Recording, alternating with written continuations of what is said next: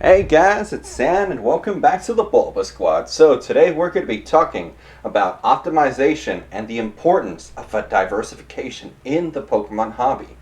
So the reason I'm talking about this is a lot of people always have this fallacy, believing that if I put all my money into one thing that is virtually guaranteed to go up, like Hidden Fates, which a lot of people believe is a guarantee, or something as good as just any specialty set, really any Pokemon set right now, everyone's convinced that that's the best investment. However, the thing is, we can't predict the future no matter how hard we may try, and lots of unexpected variables can occur, such as 2020 in general.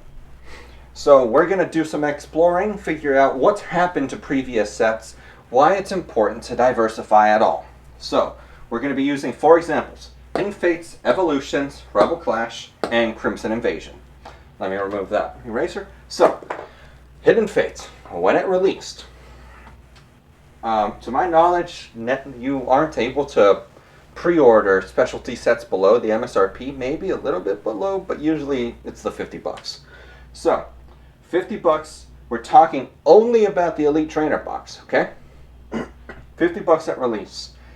It immediately just kept climbing, because it was a fantastic set. Immediately, it was worth more on the secondary market, because Hidden Fates was one of those first sets that was actually rather difficult to find. Nowhere near as difficult as today, but it was still a challenge.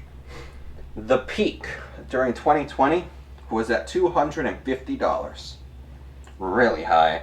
Then it tanked back down, and for a while it was all the way down at $130, and now it's trending upwards. Alright? So the reason this is going to matter is we just need to use this to compare everything else. In 1 year, you technically had a 500% growth. Once you get rid of the 10% eBay fee, your shipping fee, it deducts from that. But just keep in mind, whenever I talk fees, we're going to be talking just about a 12.9% eBay fee. And shipping, it's going to vary. Like, I'll throw out numbers, okay? Remember, this is always your exit fee. Don't be upset. You can try to bypass it, do whatever you want. But remember, at the end of the day, eBay is going to be the easiest place to sell. Now, Evolutions. When it released, it was during the time of the $500 case still. So, if you managed to pick it up at the best price, which was $500 for the case, or $83 a box, so a fantastic price, you immediately could make profit, because Evolutions was the standard MSRP of $110. But very quickly, I'm not exactly sure what price it went up to back then. There's no information that I can find. But I would imagine it went up to $140. Keep in mind, Evolutions, first Pokemon set to ever be allocated. That's a very big thing. So I know for a fact it was not 110, and I'd say 140 is probably a fair estimate. So right out the gate, after shipping and fees, booster boxes are about $8 a ship, maybe less depending on how good you are. You could make a profit, very nice amount of profit. You could immediately commit arbitrage. So from there, Evolutions eventually bottomed out all the way down at $72 a box, just about. It might have gone lower at times, but this is the number I'm going with, because after what ended up happening with Evolutions, distributors were scrambling, trying to get orders, trying to get booster boxes, trying to get sleeve booster packs. Then, at long last, all of that supply showed up, and then it was a dead set. People no longer wanted it. People got sick of it, and it just tanked in price and kept tanking. Back in the day, Rudy was selling 36 pack pseudo booster boxes for $69.99 shipped on eBay. So if you could buy it from him as a patron, it was like, I think, $58. Like, it was really cheap. So that was where it bottomed out, and now we are between $700 to $1,000. This is the thing right now. Evolution's super volatile. I have no clue where the price is. This is the price range.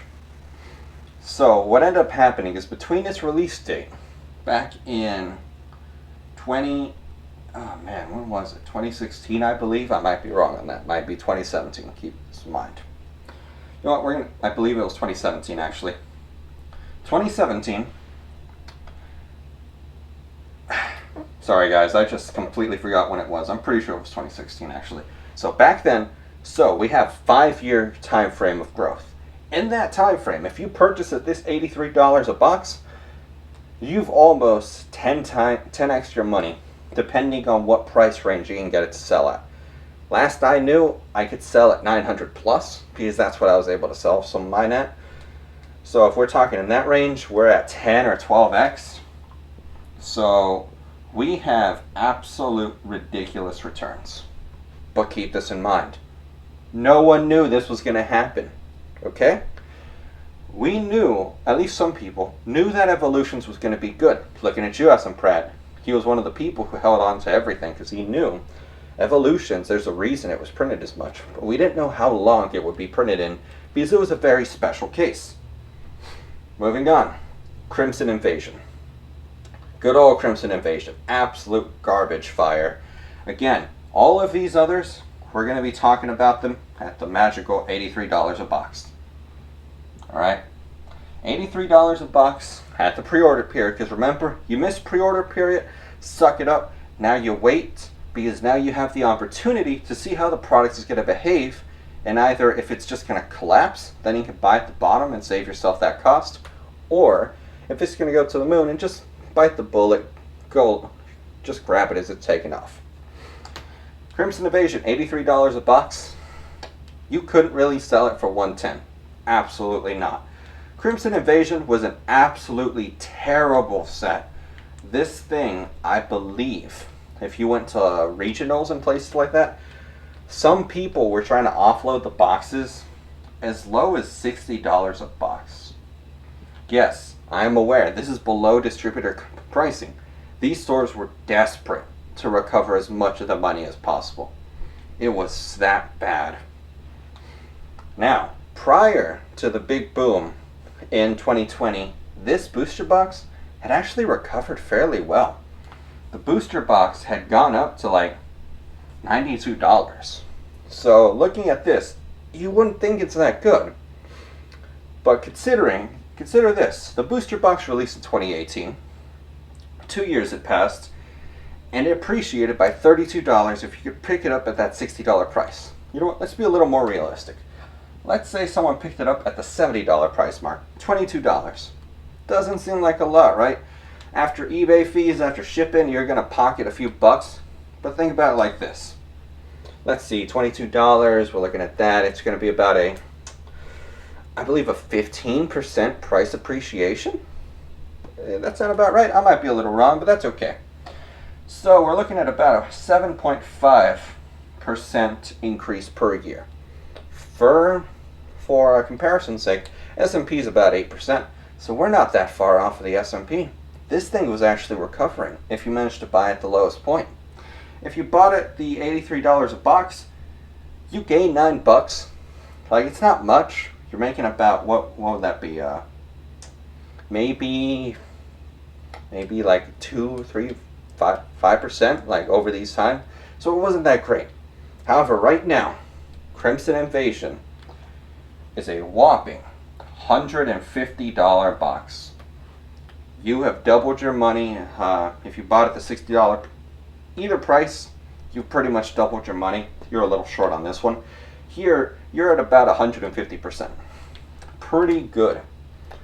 If we go based off of that, this actually becomes 75% per year. Suddenly things look much, much better. Don't worry, I'm going to get to the whole point of this video. So, Rebel Clash, $83 a box. You could pretty easily sell this at $110. It wasn't like the fastest sale, but remember, we're in a time where everything's sped up. Before the big boom, things were kind of slower. There was a different pace. To us, it's slow, but at the time, it was actually just normal. 110 was fine. You could immediately sell off if you wanted to. Now, Rebel Clash is all the way up to, believe it or not, 170, which honestly kind of surprised me. Rebel Clash, in my opinion, not that good of a set. There's a reason we have the RT up there.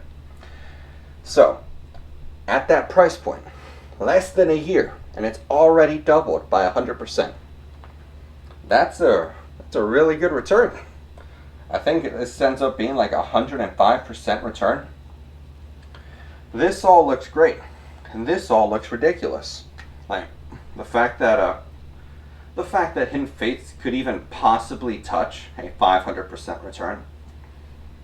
But here's the thing: we hit a Black Swan event. We hit growth that should not be possible. None of this should exist by any measure, but it does. So remember that. But this is the important thing about diversity, right? Hidden Fates. Let's say you sink all your money into Hidden Fates thinking this is easy money. It's going to go up. You get a 500% return. Well, if you're very short-term, if you have a short-term mindset, going from a 500% return all the way down to, what would that be, 160%, like technically, in your eyes, you just lost 50% you just lost 50% of the value of the item. That's going to hit you hard. But we don't know what Hidden Fates is going to do. Only now that we're so close to the finish line on Hidden Fates' lifespan, hopefully, do we fully understand how it's probably going to age, which, again, I've said this before, I expect it to staircase. Just like keep going up. It's not supposed to be going down, but I'm at an angle and I'm a terrible person at drawing. It's supposed to staircase, you understand. And this wouldn't have even been the best investment you could have possibly made. It would have been Evolutions. But we didn't know what Evolutions was going to do. Evolutions was a unique case. Evolutions did not go out of stock or print until way back in March of 2020. That's when Pokemon sent out the last call. And who honestly, tell me, who predicted a $700 to $1,000 box price? I knew it was going to go up in October. I never thought it would do this. Was it October? September. I think it was September. Otherwise, I would have put all my money into it. But even then, it's not the smartest thing. You need to be able to offset all these risks. What if Evolutions is in a bubble, theoretically, and it collapses down to $400? Now you only have a 400% return. Suddenly, Hidden Fates was able to beat it. Suddenly, it's much more competitive with these things. $400 divided by those 4 years, you're getting like a 50-75% return each year. That's about what it comes out to. You don't know what's going to happen. All of these things are inflated by time periods. And if you're caught with certain bad situations, like Crimson Invasion, you bought at the 110 price, you have the option of then buying at the low and decreasing your cost basis. $83, buy some at 60, get it down to 80, get it down to the mid 70s. This is the importance of diversification. There are people out there right now who have made, let's say theoretically, some people have made thousands of percentage points in profit or growth or whatever. But it's so risky. The opportunity, the reward must never blind you from the risk. You should never ask, what do I have to gain from this? It should always be, what do I have to lose? Because if you're going to lose a ton, like again, theoretically, Evolutions, if this never happened, a lot of people attribute what happened with Evolutions to Logan Paul. Let's just theoretically follow that. If Logan Paul never happened, Evolutions at best might be like a $200 box. Evolutions might have just stayed at the 140, 120, because it was creeping up the moment it ran out of stock. And your opportunity cost would not be great. At the end of the day, we're trying to optimize how to make money. We're trying to really work the market to increase our returns, but never at the risk of just completely wasting our time and money. That's why I don't like singles. Singles are so volatile, you could end up just it would be worth it to just put that money into the S&P rather than singles sometimes. And that's why I wanted to talk about this. I don't know how this is going to come off to you guys. This was a very different style of video I was doing. I'm trying to dip my feet into it. Maybe I'll do more like this, kind of explaining. Or if you guys really don't like this for whatever reason, I just won't do them again. But again, thank you guys for watching this video. Tell me, what did you guys think of the idea? Were you able to follow my thought process? That's the big thing. Because this is hard to follow, I know. Because I get that this isn't exactly easy to understand because I'm not that great at explaining it. So tell me, where could I improve? What do you think I should cut? Should I condense it more? Like, give me lots of feedback for this, please, so I can try to improve this for you guys. And maybe we can continue videos in the style of this. So again, thank you guys for watching this video, and I'll see you guys next time. Bye, guys. Oh, hey, didn't notice you there.